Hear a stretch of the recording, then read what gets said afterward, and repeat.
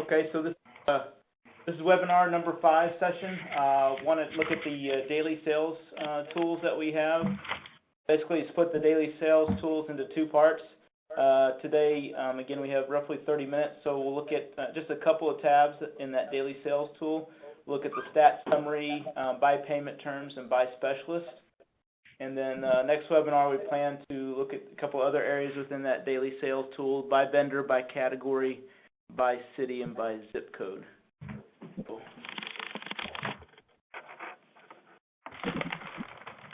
Again, several tabs within this. This is our call our actually month to date. So with Tools2BFirst, we have basically 4 different flavors of this report. We have a daily, we have a month to date, quarter to date, and then last 120 days. So we'll take a look at an example of a store here with actually a company with 2 stores. Again, we'll look at the stat summaries, some by terms and some by SLM. So again, if you have any questions, don't hesitate to ask. This is just really informative. Again, if you're getting these tools, just kind of go over the format and structure and as well as the content, what's in these tabs today. So with the again, we'll start with the stat summary tab. We're looking at 2 different stores here. Basically, overall sales. Again, this is looking at the period of April 1st through April 9th through yesterday. Total sales by location. We have a margin percentage. I see the key metrics that you're probably already familiar with and should see within your own tools. Average sale, discount percentage.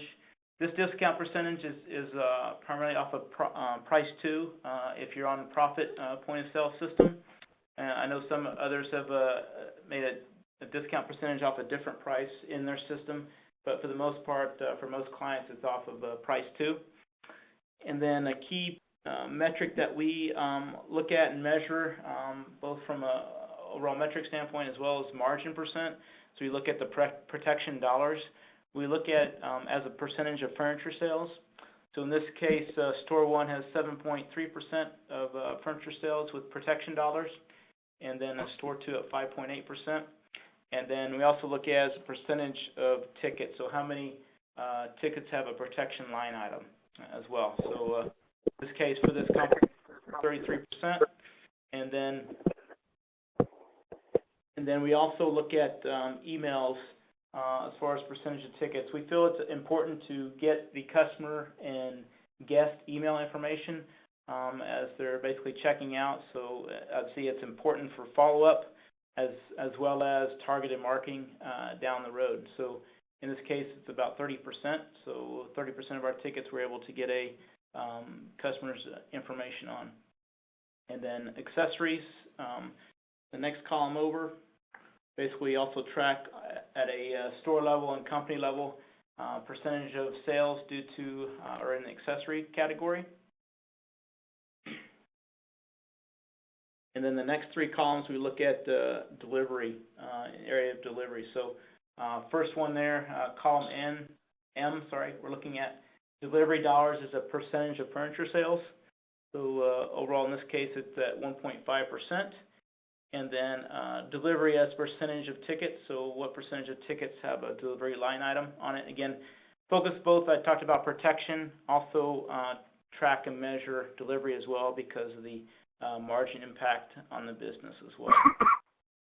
And then we also track the number of $0 delivery tickets. So basically number of tickets without delivery as well. So again, if this is something area you want to focus on, we have this metrics you can track and measure. And then the last column here is just overall number of tickets. So again, we're looking at from April 1st through April 9th. So again, total here is 805 tickets written during that period of time across these 2 locations. Okay. So I'll pause there. Any questions? Hey, Brian, this is Kevin. Yes, hey, Kevin. Quick question regarding accessory percent. What is the average that the Furniture First group looks to achieve as an accessory percent of sales? That's a good question. This is Jamie, Kevin. That's a great question. And there is such a wide range between companies is what that range is for. We see stores that are anywhere from 1% of sales all the way up to 15% of sales of accessories. So it really depends on what your focus is and what your strategy is in running your business and how much of that is accessories. I know really wide, I would say on average, is probably in the 3 to 5% range.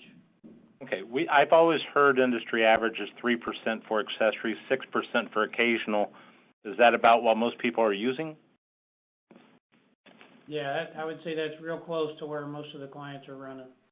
Okay, all right, thank you. Okay. All right, thanks, Kevin. Any other questions on any of these other metrics we went through? Okay. And then fairly recently, we also added the capability within the tools to look at your percentage of business by day of the week. We look at both sales and margin percent. Again, keep in mind we're looking at April 1st through April 9th here. So again, obviously this is general trend for the industry obviously as well. The biggest day is a Saturday. Again, we see that common across all Tools2BFirst clients. So in this case, it's 37% of sales on a Saturday. This will have more value as you go through a longer period of time. For example, a full quarter or at least 2 months, 60 days of data. You have a larger number of Saturdays, for example, in each day of the week. So 37% of sales on Saturday and 37% of margin dollars on Saturday for this business. Okay, so again, just a nice view to look at, looking at your your busy days versus your slower days. Again, I would say this is a general trend that we see as well. Slower days in the middle of the week, Tuesday, Wednesdays, and it starts to pick up and go through the weekend. Obviously, I know some clients are closed on Sundays, so again, we also highlight that as well. I would say for the clients that are open on Sundays, usually the Saturday and Sunday business is very close to 50% of the total week. So anywhere between 45 and 55% usually is the Saturday and Sunday.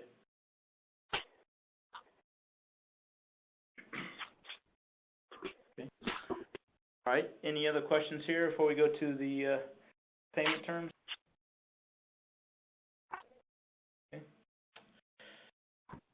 Okay. So again, this is going to vary across different clients. In this particular example, again, we're looking at store 1 and store 2. I say it varies from different clients because different clients have different payment terms as far as guests that buy merchandise from them. They have different financing terms, different, again, cash, credit card, etc. So again, this is just one example. We're breaking out store 1 and 2, and this list is going to be sorted, whether this list or your specific data. This is going to be sorted by total sales. So in this case, total sales, the highest payment term is by credit card. Basically, it's showing 51%, almost 52% of sales folks that pay by credit card. The second is a 12-month financing, and so 13% of total sales. Again, we're looking at from April 1st through the 9th, and average sale of $19.03. So again, you can see, again, we see this consistent across clients with Tools2BFirst. Is the when folks are on financing, they tend to spend more, so we see that much higher average sale. So again, in this case, this example, almost 2x higher average sale on simply 12-month financing versus paying on credit card. And the third here is cash or check, and then we get into the financing as well. So 7% of total sales, but very high average sale overall. So like I said, we see this is consistent as with financing, that people tend to spend more, and obviously that's good because it generates a higher average sale. Okay. like I said, different people have, different clients have different companies they work with from a financing standpoint, as well as different lengths of payment terms. Okay.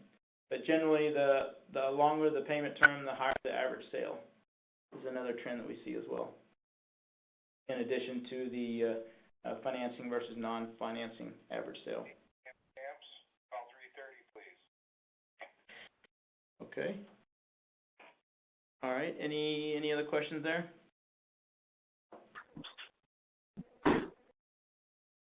Okay.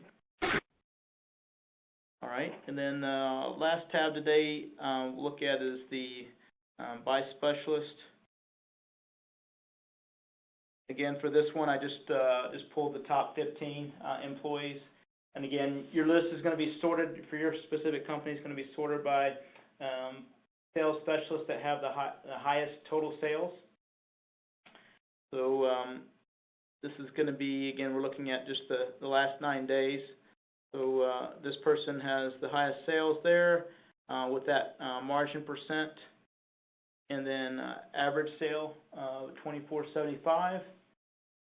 And then we talked about before some of the same statistics at the company level. Now we're looking at the specialist level. So in this particular, this employee number one there, 12% discount off of price 2 in the system. Their total sales there at $37,122. Then we have protection dollars as far as percentage of furniture sales. And then we have a protection ranking. So again, this is going to rank all the employees in your company, or all sales specialists in your company based on a protection dollar percentage. Okay. And again, in this particular example here, obviously this company has a lot of folks that are selling, and you can see that basically your top 10 or so, there's none in the top 10 from a protection rank. So if protection is a focus for you, you don't have any in the top group there, that may be an opportunity to try to grow that category, that part of your business, by putting more focus and emphasis on protection overall. And then we also look at, obviously, along with the protection ranking, you look at protection as far as percentage of tickets. Okay. And then overall number of tickets during that time frame.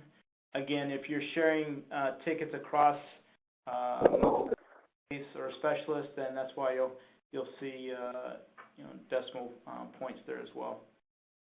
The number of tickets.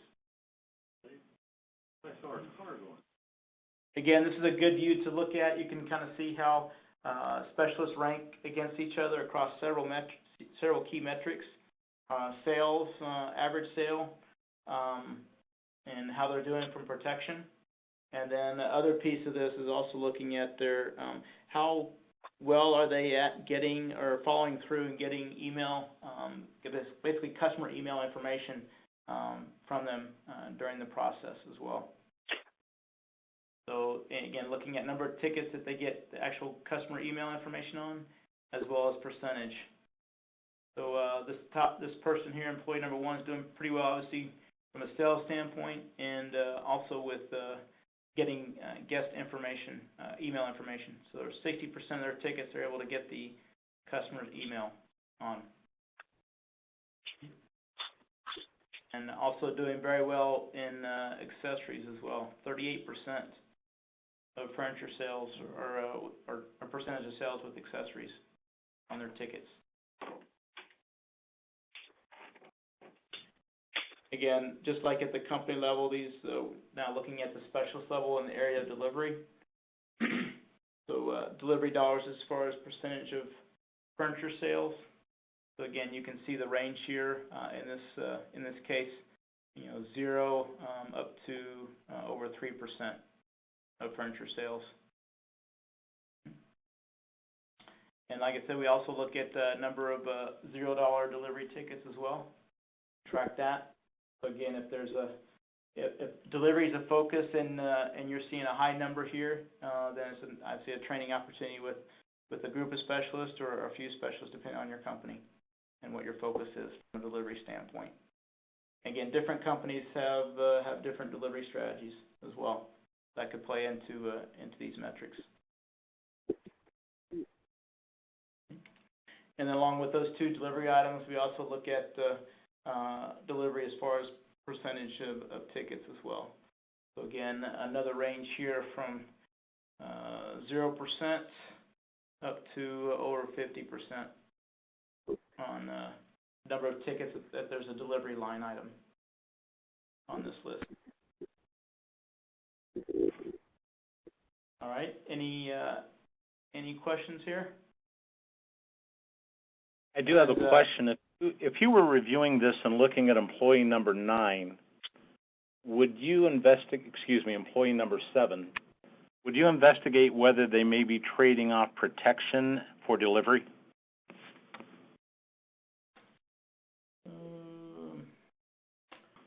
Absolutely. I mean, it sure looks like that's what they're doing. Nearly 10% protection and always giving delivery away. That's a very good point, Kevin.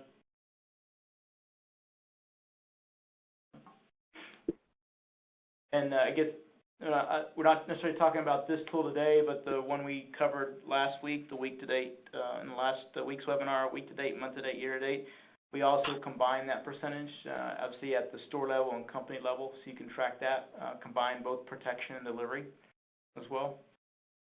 So again, both of those are, combined is another view to take a look at it overall for your company.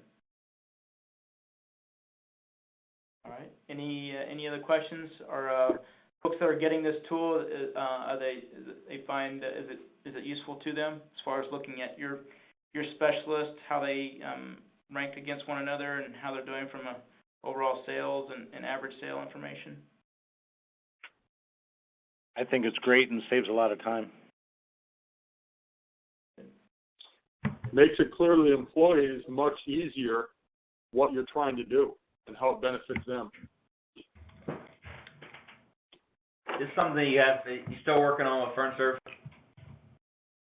Yes. Yeah, we're very close there, Bo, on the FurnServe view of this as well. Good. We didn't want to get too excited. Yeah. Yeah. Okay. Let's see. So again, kind of went over these pretty quickly today. The stat summary, sum by terms, and then the sum by SLM.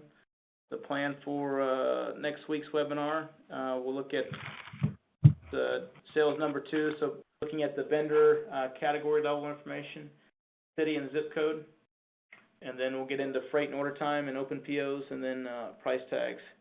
If there's other topics that you'd like to cover, also you can send me an email separate offline and let me know of your interest, and we can try to maybe cover that in a following webinar as well. All right. Any other questions? I will not attend next week. I will be at a major seminar in Riviera, Maya. I apologize. Okay, sorry. Have fun.